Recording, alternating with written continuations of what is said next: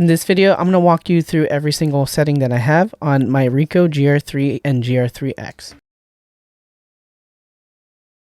But before I share exactly how I've got it set up, I wanted to take a moment to thank today's video sponsor, Squarespace. I've actually been using Squarespace for over 10 years. Their templates and easy-to-use interface make it incredibly simple to create and maintain a professional-looking website without any coding experience necessary. My Squarespace website was an essential part of how I built my photography business. It allowed me to showcase my portfolio, share recent work on my blog, and also receive inquiries from potential clients through my contact form. If you're one of those photographers who are relying on your Instagram profile as the sole place to share your work and build your photography business, I'd really consider making a website on Squarespace. You can visit squarespace.com/RedryBallesters to start a free trial and get 10% off your first purchase of a website or domain. Thanks again to Squarespace for sponsoring this video.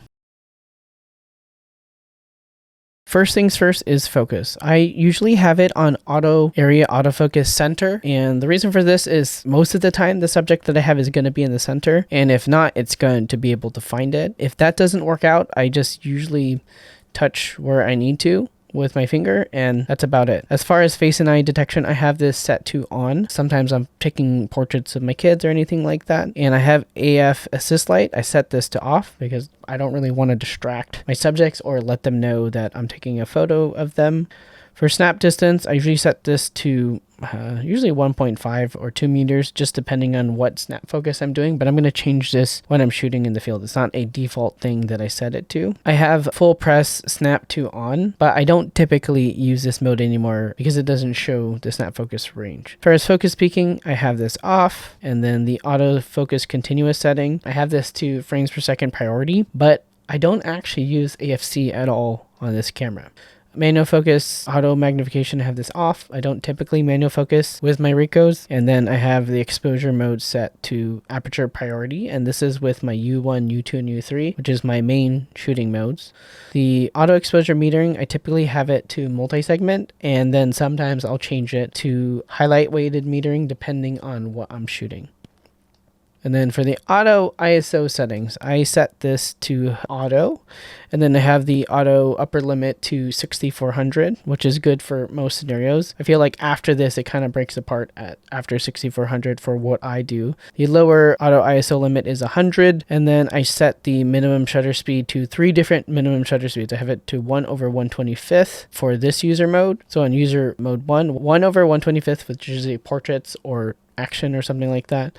And then here I have this one to 1/60 for U2, which is kind of like still life, anything in low light that I'm okay having a little bit of blur in the subject. And then intentional blur in low light is U3, which is 1/15 of a second. So let's go back to U1, my default.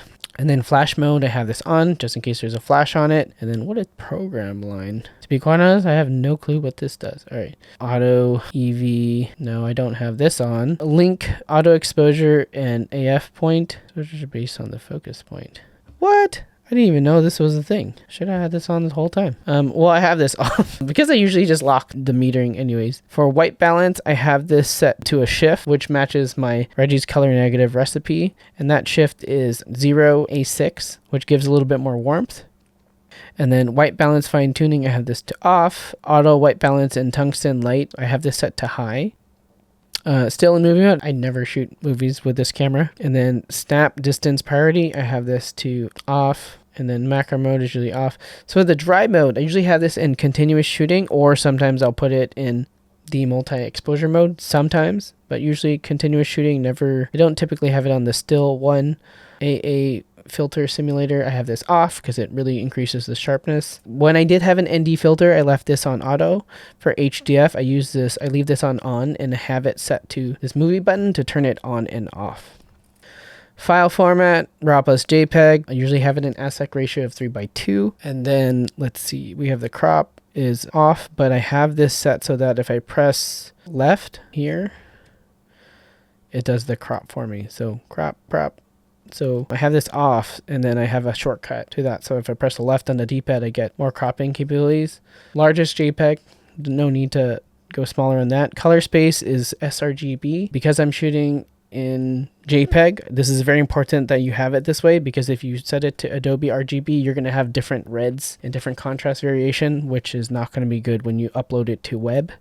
As far as image control goes, I have a whole different video on this. 2 different videos, Reggie's color negative and Reggie's monotone standard. Check out those videos up here for how I set these up. That's going to tell you how I set up my recipes, which I have them in number 1 and black and white number 2. I don't set it to the top U1, U2, U3. Those are specifically for my auto ISO values, which I have another video up here, which describes how I set those user modes up to be different behaviors.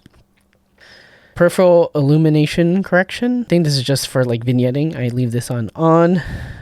Derange correction, I have this highlight set to auto, and shadow correction to medium, which gives me a good balance of shadow detail and contrast. Noise reduction, I turn this off all across the board. I mean, if you want to turn it on, you can, but I leave it off. That's just what I do with my JPEGs, and I think the grain on Ricoh is actually pretty decent, similar to Fujifilm. Shake reduction, I have this on, which is basically IIIx. And then we have auto shake reduction off. I have no clue what that's for. I leave it on off though. Horizon correction, I leave that on off.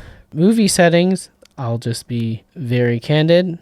I don't use the movie settings at all. So any of these things, I've never changed it. I don't use it. So let's go on to here. The playback settings, we have...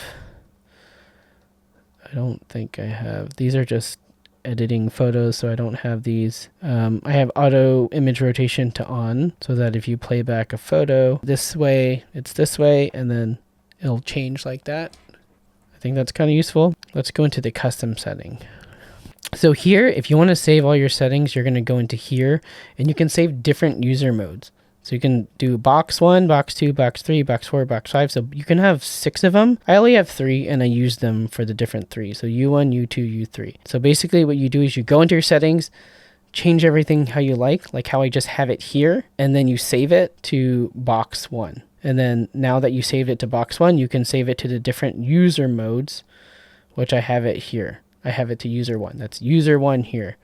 So you can use those however you like. I know a lot of people use them for recipes. I use it basically for my different auto ISO minimum shutter speeds. So there you have it.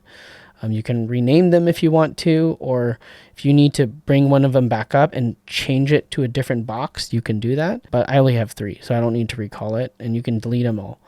Not going to go through that, but basically I set everything up the same.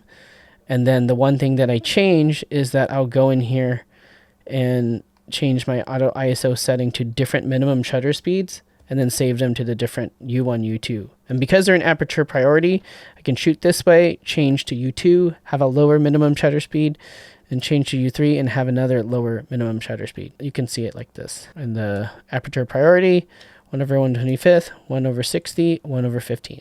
That's how I shoot with my camera. Shoot it like that, tap and hold, focus. If I need to lock the exposure, I'll press the function button here and change the exposure, shoot, unlock the exposure. That's how I operate the camera. I can even, if I want to, I can use one hand and tap it like that. This is a very versatile camera to use one-handed. And the only thing that I have usually to not use one hand is when I want to turn HDF off and on. That's it. And in that other video, I also show you how I set up these different, but let's get into the custom part. So that's how you save those settings. The mode dial setting, I have the top one, which is right here, to aperture, and then the back one to shutter speed, which when it's in aperture priority, it's changing the exposure compensation. The adjust mode dial, which is this top one. Going from right to left, I have snap focus on the left. Sorry, going from left to right. And then I have the focus setting, and then I have the image control, which is the recipes, and then the auto exposure metering. And then I have the outdoor view setting. And I have a video that explains all of these. Check out that to see how I use it. But yeah, you can see that those are reflected here. Snap focus, recipes, metering, and outdoor view setting. So now let's go to the function button setting, which is this top one right here. I set this to auto exposure lock. This left one here crops in, zooms in a little bit. This right one right here changes the drive mode. I don't typically change it, but if I'm going to multiple exposure, that's where I do it. And then this one is the HDF. And then if I hold it down, I guess it goes into the Bluetooth transfer. And then the focus setting is going to be when I press the shutter, it's going to autofocus. And then this keep AE on lock. That basically means When I press it down, it auto exposure lock, and when I let go, it stops. If you don't have it that way, oops. When you press it, it's like momentary, which I don't like that. But the way that I do it is you shoot, lock, change the exposure, take a photo, take another photo, change the exposure, take another photo, and then you can unlock. So I think I got all the function buttons. One push AE and M mode. That's if you use instant AE, and I have that to auto aperture priority. The shutter button setting, I have it to auto focus and auto exposure lock. I want it to lock both things. If you use back button focus, you would change this to just AE lock, but I don't use back button focus. 4-way controller is not going to change the autofocus point. It's going to change the different functions that I just talked about. Shutter button confirmation allows the close to overlaid setting value for the shoot screen after. I have no clue what that is, but I have it off. LCD operation is on. Touch AF, I do it just for the point, and then I autofocus using the shutter. Shooting display, these are how I have my different menus set up. The first has all the details. The next one is just for judging highlight alerts, and this one is mainly just for composition purely, and then everything. So to show you how that works, I have everything, and then I just have exposure and highlight warning, which you could see here. If you can see the highlight warning, this is just pure composition, and then off. So everything with histogram, just highlight warning and exposure, focus purely on composition, then there. That's how I have my setup. And then playback info, have it like this. Instant review after I take the photo is 0.5 seconds. Quick zoom is 100, which you could do even more. Wow, that's crazy. Focus magnification on. Grid style, I leave it to this so that I can have a center point. If you do 3x3, you don't have a center line. So up to you how you want to do that. Electronic level, I have level and tilt so that you can see it right here. It shows the level and the tilt.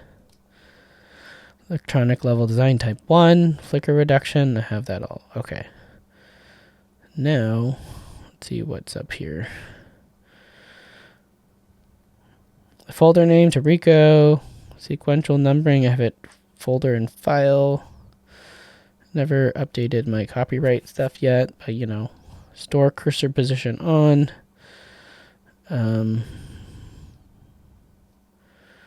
These things are not really relevant. Here I have my LCD setting to 1, 2, 3, 4, 1, 2, 3, 4. And that is how I got to that, was through calibrating my LCD, which I have a different video here if you want to check that out. At our view setting, power lamp off. That's this little light here. I'd leave that off. Countdown sound effect. I have the shutter sound off. Bluetooth, blah, blah, blah. Auto power set to 1 minute. Really make sure you leave this on, because if you turn it off, your battery's going to die once you forget to turn it off. LCD auto dim, I have that also. I think that's pretty much it. So that's how I set up my Ricoh. If you have questions, let me know down below. I have this basically equivalent setup between my GR3 and my GR3X. For more Ricoh content, check out this over here to see how I use my camera, the different buttons and things that I set up, as well as my favorite film simulation recipe.